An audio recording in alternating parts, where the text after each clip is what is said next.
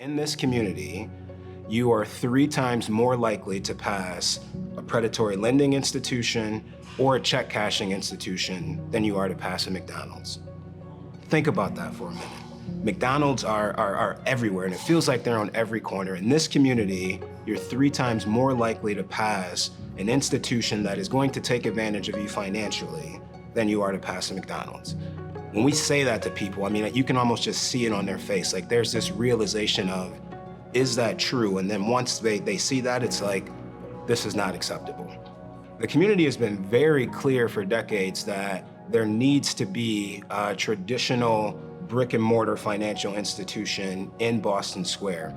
Many members of that community have been unbanked or underbanked for far too long. Unbanked meaning you don't have access to basic banking products, services, and tools.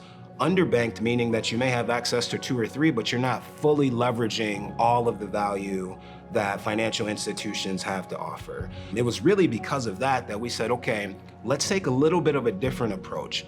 How do we start to treat the community as an emerging market? How do we prepare the community for that brick and mortar financial institution that will be here in Boston Square, but it'll be met with community members that are excited to readily participate and take advantage of all of the benefits that traditional brick and mortars can offer. We got the idea and we got excited about the Financial Empowerment Center like we do and experience most other things. We took a trip and we saw some people working on something that we thought was really cool. What we did was, once we came back from that trip, we started to ask questions around what would that look like if we were to do something similar here in West Michigan.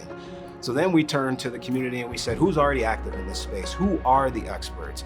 Who's already doing work in this space that we want to align ourselves with to kind of share our ideas? That very quickly led us to 2 premier up-and-coming organizations with Young Money Finances and Project Green.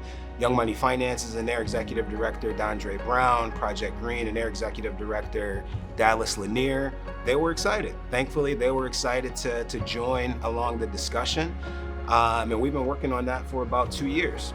So that's what's really driving behind our work, is we want to make obsolete predatory lending, and we want to provide the individuals from this neighborhood and West Michigan with an innovative solution to really help meet the needs of those that have been unbanked and underbanked for far too long. Good afternoon and welcome back for lunch. My name is Patrick, and that walk is a little bit longer than I thought it was. So, so we're gonna talk about a couple things today that we're really excited about. Before we do that, just a quick announcement. Some of you know me or have been in a meeting with me, either in person or on Zoom, or you've sat next to me this year or last year. So I know the question that everybody is asking, and I can tell you the answer is yes, I am cold. But I decided that we are going to get through it. If anybody has a warm blanket, I'm sitting right down here, I would greatly appreciate it. So, okay, so banking on relationships. That is kind of the tagline that has emerged as we've been working on this initiative. And as you look around the room, I see most of us are here probably because of a relationship. And it's because of relationships that we've been able to take this work as far as we have to this point. Now, in just a little bit, you're going to have an opportunity to meet some of the individuals that we've been building a relationship with as we've been looking to develop the Financial Empowerment Center for West Michigan. But before we do that, just a couple observations that I had from my perspective working alongside this team. So I think the first, as we've been journeying through this concept, I think the why we want to do this work comes across really clearly in the video. I think if you look at the data, the barriers, the gaps, the challenges, all of those things, people look at that and they say, we got it. I think the what requires a little bit more. So what is the FEC? The FEC is a bank-like nonprofit that has a customized set of products, services, tools, and solutions that are innovatively designed to serve those that have been unbanked or underbanked. That's what it is. The second kind of observation, and maybe it's actually more of a realization for me, I come from a career in banking, and having an opportunity to participate on this initiative, it reminded me of some of what I experienced when I was in banking. When I was in banking, I developed a strong love and appreciation for working with customers and members to meet their financial objectives and goals. While doing that and training some of our bankers, there was a saying that we used to have, and we used to say, features tell, but benefits sell. Now, I could stand up here and go on and on and on about the exciting features that we envision for the FEC, but fortunately for me and luckily for you, I'm not going to do that. What we are going to do is we are going to invite and give you an opportunity to hear directly from some members of the team that have been at the center of driving this work to completion for us here in West Michigan. At this time, I'm going to ask them to start making their way to the stage. We have Dondrea Brown, is a proud father of 11 whose journey from learning money management for himself to teaching others became a mission of justice and empowerment. Through his leadership at 1428 Financial Wellness and Young Money Finances, he creates uplifting spaces where families not only learn to budget, save, and invest, but also discover freedom to rewrite their financial futures. His work inspires people to break cycles of struggle, build wealth with confidence, and pass on a legacy of financial wisdom to the next generation. We also have Julie Leonard, got it right this time. Julie was born and raised in Flint, Michigan, where she started her career. She's working in Tampa, Florida, working for the largest credit union in Florida for the past 26 years. Last year, she moved back to Michigan to lead the largest credit union here in Michigan as CEO of LMCU. Her and her family have settled in East Grand Rapids and are absolutely loving the West Michigan area. And last but not least, we have Dallas Lenear, founder and pastor of Journey Church and founder and executive director of Project Green. Dallas was born and raised in Flint, Michigan, where he had a 5-year career in banking. He moved to Grand Rapids, Michigan to pursue his calling as a pastor. He now serves as a founder and pastor of Journey Church. He's also the founder of executive director. He's also the founder and executive director of Project Green. He and his wife, Sunita, are parents of 3. So now clap it up for him. Thank you. So now what we're going to do is I'm going to get out the way, and you're going to have an opportunity to hear from some real change makers. Before we do that, I'm going to tee up the conversation, and then we just invite you to listen into a discussion and conversation that we've probably had a few dozen times. So the first question I'm going to direct to you, Dondrea. As we think about the FEC, as we think about your role at Young Money Finances, love to hear you all just kind of share a little bit of why here, why now, what are some of the gaps, what are some of the opportunities that you see made possible from the FEC? Thank you. Yeah. So Patrick asked me a lot of questions that I feel like I don't have enough time to fully answer, but I'll do my best to highlight some pivotal points that I think is important in bringing about the why. I'll start with a little bit about me. So I'm from Columbus, Ohio. Please do not hold that against me. There's always one. But my journey started with my lived experience in what I call a community of can't or cannot. Growing up, I was always told, you cannot afford this. We cannot afford this. Or even, you can't go to college. I never forget I had my first daughter at the age of 18 and I was headed off to college and I was excited, but my family was like, there's no way you can't do college because you won't be able to afford it, right? So that became a consistent theme of the environment and community I lived in. And like where I stand now, I don't blame my community for feeling or looking that way. I think Patrick did a really good job of outlining some statistics that impacts our community mindset thinking. So that led to my passion and my purpose of creating Young Money Finances, where we want to empower families to take control of their financial journey. I think the biggest piece of how we fill the gap through the FEC is we've done a really good job of building community trust, right? we know it's not over, but we're consistently being community conscious when we make decisions such as what are we going to teach, how we're going to teach it, and the why behind what we do. I think another big gap filler that we're trying to provide is access. I think if any of you have ever sat in a classroom or you've ever heard somebody talk, like the knowledge and education is typically there and you're excited. But then you typically leave with this big question of how do I access some of these resources and tools? But I'll allow Dallas to expand on that. Thank you so much, Guy from Columbus.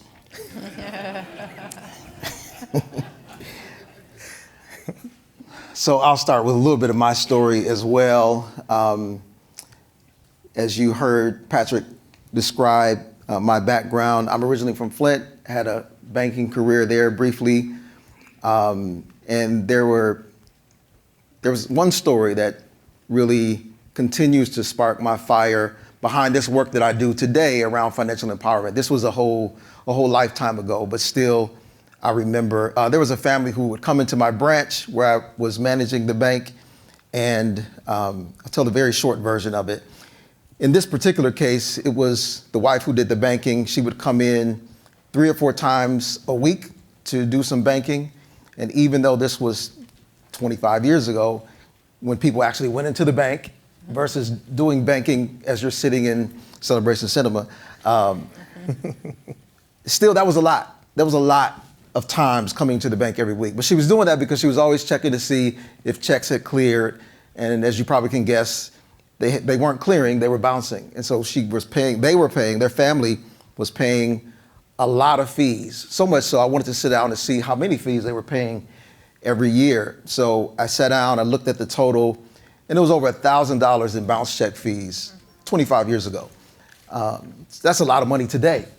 It certainly was a lot of money back then. So I asked her if I could show her how to balance her checkbook so she didn't have to come into the bank that many times and could avoid all these fees.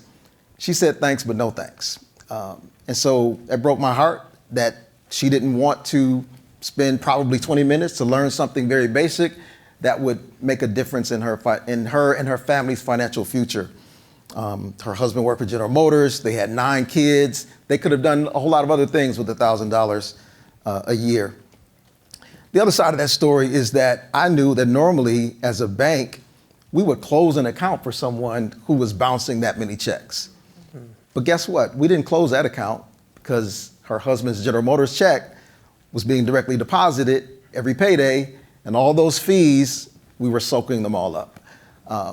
And I knew that we could have been a better corporate community member by, really we would have done them a favor to close their account.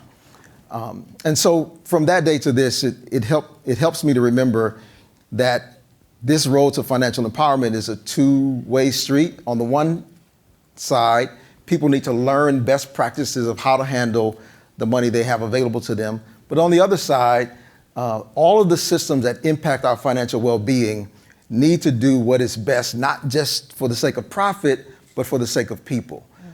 And so that's what's been behind this work for me and for all of us who are working together to build this Financial Empowerment Center. Jesus said, where your treasure is, there will your heart be also. And so if finances are shackled, guess what else is shackled? Your hearts. And so when your hearts are shackled, you cannot experience all of what God has designed for you. And we heard some conversation about that last night.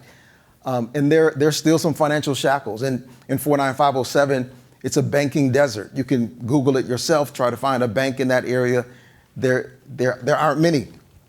But you also heard Patrick talk in the video about the prevalence of payday lending stores, right? And so if people only have available to them payday loan stores or even party stores where they go to get their checks cashed, they're paying exorbitant fees that shackle them financially for the long run. So I am glad that the Financial Empowerment Center in Hub 07 is planting a new seed, right? Because whatever is planted in the neighborhood will grow.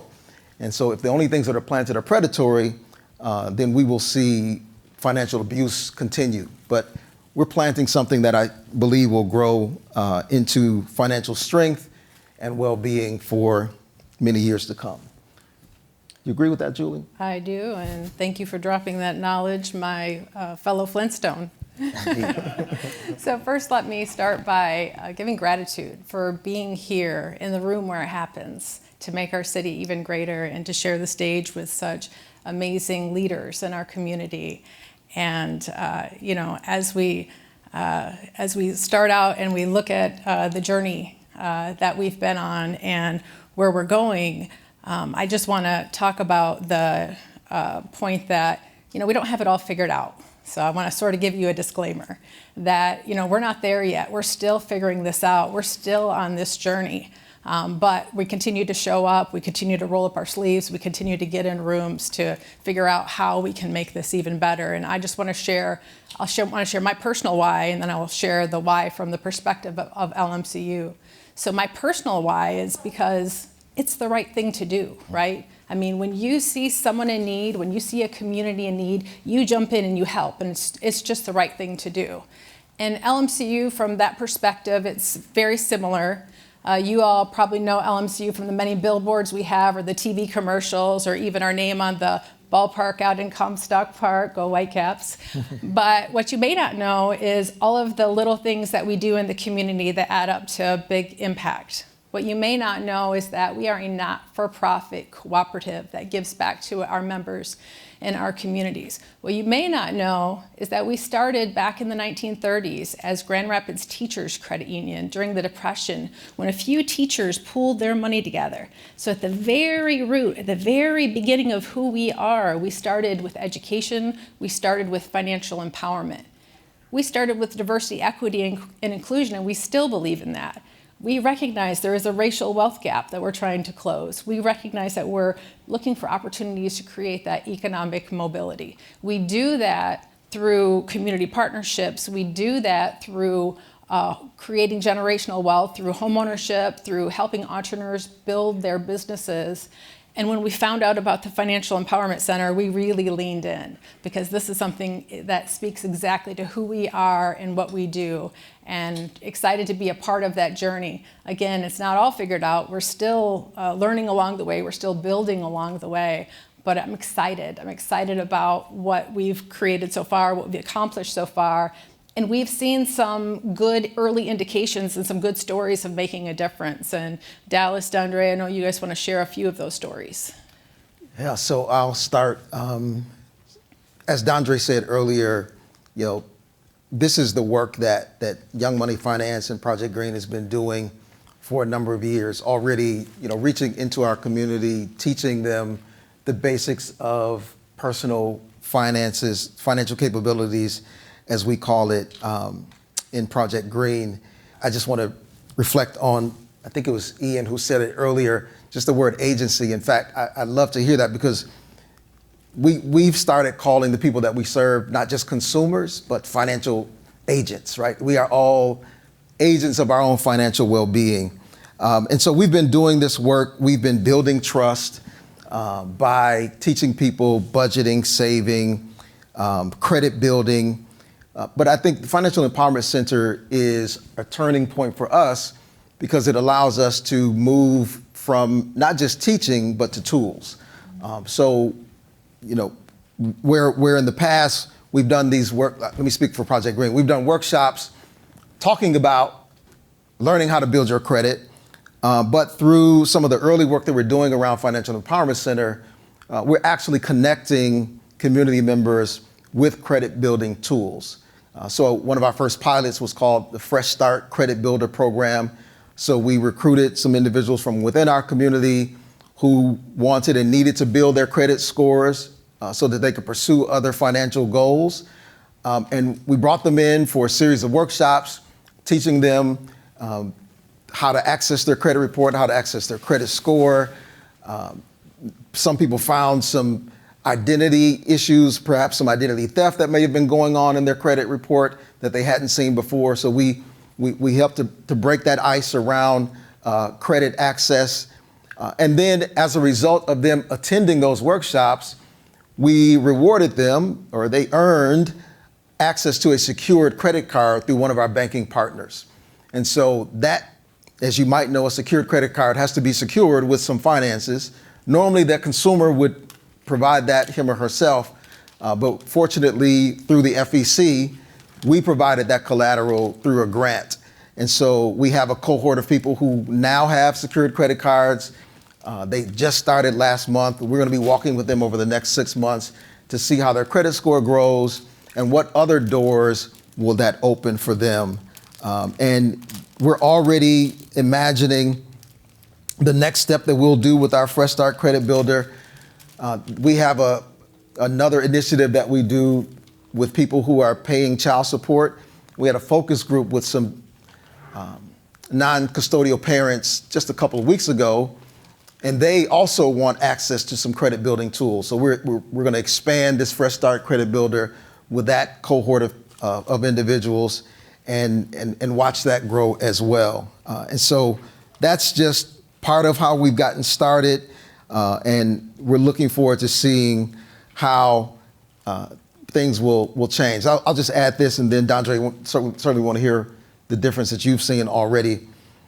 So with the Fresh Start Credit Builder, we were teaching consumers how to do something different, but the bank that provided the credit card, they also came in and they decided to do something different with their qualification for the credit card. And so again, I think that's where that trust, that bridge building is available to us now, so that the people in our community know, okay, if the Financial Empowerment Center is telling me this is what I need to do, I'm going to trust it. But also the financial institutions know about us and trust our leading in this area, and they're willing and able to make some shifts as well. And I think that will be the power behind the Financial Empowerment Center. Yeah, so Dallas, he did a great job explaining, some of the tangible things. Another major huge win was us and our ability to advocate for healing. I attended the Believe in Our City last year, and I walked away with this big question of how do we help communities heal? So I took that back to some of our residents, and one of the things they said was, one way is to allow the people who we feel that are impacting us or creating those barriers to hear our lived experiences. So from that, we were able to host a few different community listening sessions, but I encouraged our residents to be 100% real, and that's what we got, right? We had individuals say, I hate banks. They destroyed my life. They're here to rob us, right? That type of information, that type of communication, that type of dialogue can be hard to hear, but sometimes in order for us to address real problems, right, we have to be able to discuss them in a real way.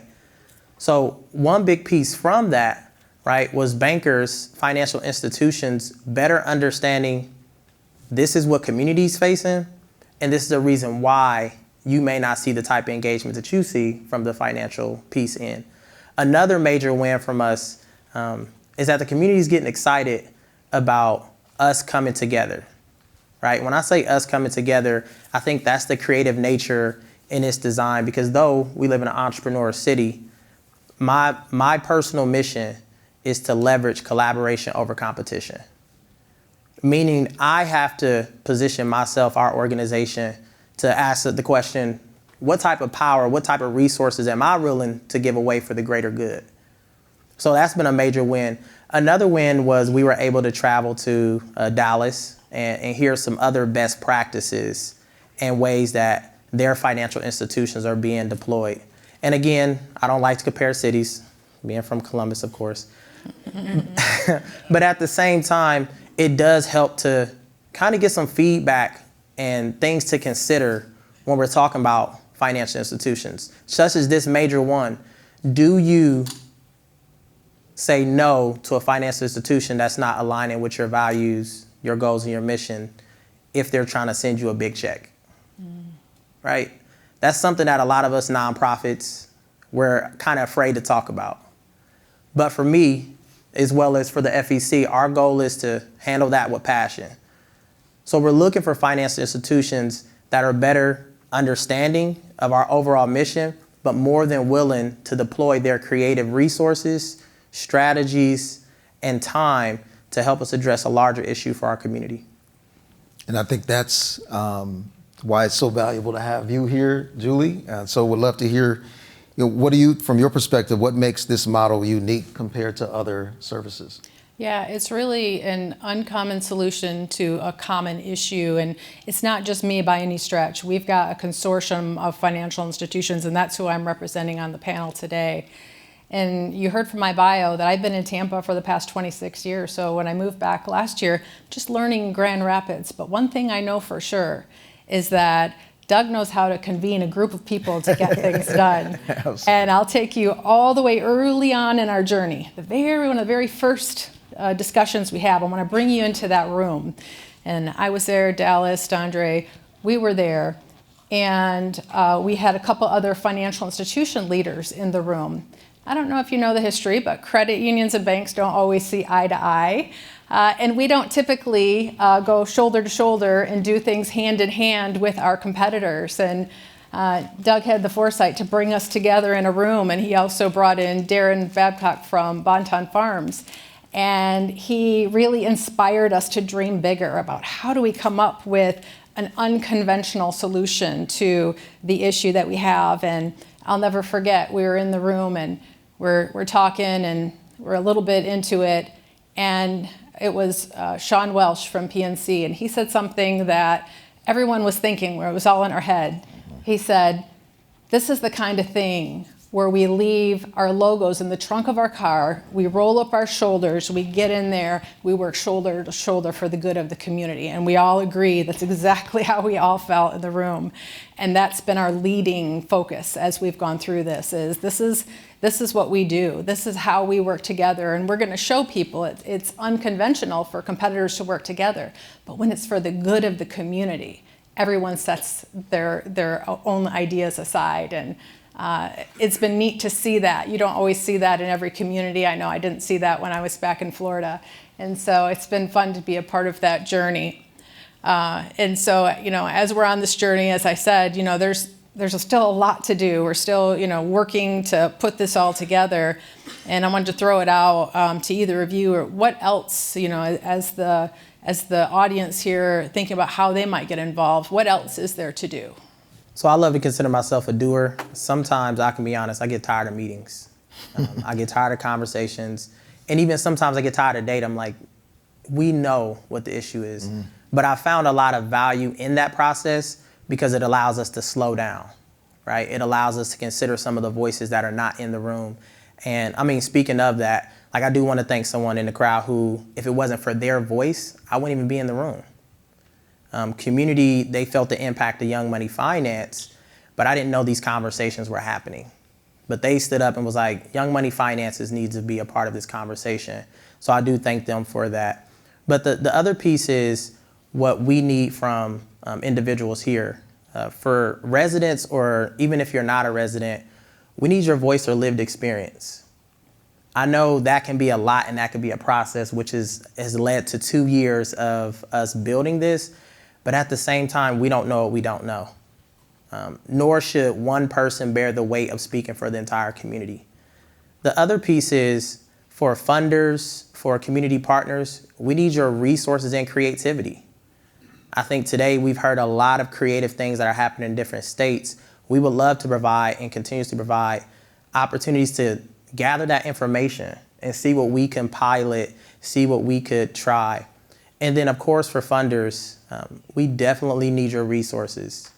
We are on the brink of launching something that I think everyone in the room would say we definitely need. But we also know we can't achieve that without the financial resources to make it happen and make it and keep it sustainable. What about you, Dallas? Ditto to all of that. I'll just piggyback off of one particular point that you made in terms of, we need the community's voice. Something I've been thinking about is, as nonprofit organizations, a lot of times we'll do things because of the generosity of funders and supporters. We'll do our workshops and programs for free. But one of the ways that participants can reimburse us or contribute to us is really sharing data and your voice, right? That's gold for us. because that allows us to know, first of all, whether we're being impactful, but also to hold the systems accountable to what they say they're doing, right? So if we have data that says people did all the right things and they still ran into a problem, then we can see how do we remove that barrier. So that's the last piece I'll add. And maybe while I'm talking, I can just talk about the hope that we have for the future for this entity, and I'll keep it brief. I think if you've been in Grand Rapids for any amount of time, there are certain things that, show that you are a Grand Rapidian, or so in other words, if you know what Art Prize means, if you've seen a piece of Art Prize, if you have had an olive burger, if you're familiar with the Riverbank Run, right? Those are Grand Rapidian norms.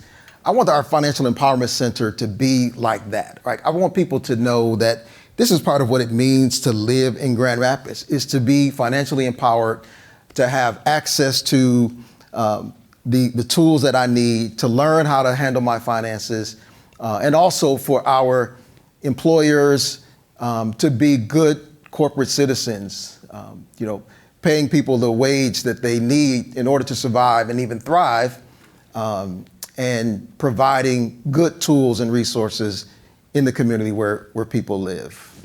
Julie, what's your hope for our future? The good news is that financial empowerment is solvable, right? So we can remove these barriers and create financial wellness. We can create generational wealth that'll help people today and into the future. And it really is a self-fulfilling prophecy that when everyone in our community thrives, we thrive as a community. And we know we're stronger together. So when we link arms and we go after this, we can do anything together. So I'm appreciative of the people who have already started and committed to this process.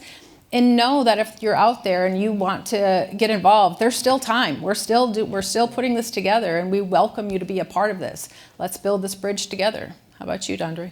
Yep, and I'll end with this. So again, moving to Grand Rapids, it was by purpose, on purpose. I knew I reached a point where I was ready to make different changes in my life, and I'm blessed to be in a space that was open to it. I've met some amazing people along the way. Never forget, me and Dallas, we met in a coffee shop and we talked finances for a few hours.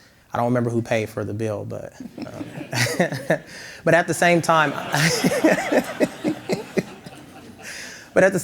I left out on a mission. I went to my kids. We had critical conversations, not just about young money finances, but our ultimate goal. And our ultimate goal is to be the last generation that starts from scratch. So if you truly believe that, that's our call to action. Help us help the next generation. Thank you.